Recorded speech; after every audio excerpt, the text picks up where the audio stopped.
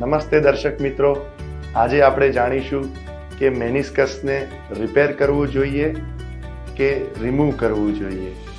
તો મિત્રો તમને કહી દઉં કે મેનિસ્કસ પહેલાં જે વેસ્ટિજિયલ એટલે કે નકારી શકાય એવું ઓર્ગન સમજવામાં આવતું હતું, તો આજે એ બહુ મહત્ત્વનો ભાગ ભજવે છે ઘૂંટણની હેલ્થમાં. તો એને ચોક્કસપણે બચાવવાનો પ્રયત્ન કરવો જોઈએ. અને સેવ ધ મેનિસ્કસ નામનો એક કેમ્પેન ચાલી રહ્યો છે અમારી ફ્રેટર્નિટીમાં, જે બહુ ખૂબ જ અગત્યનો છે.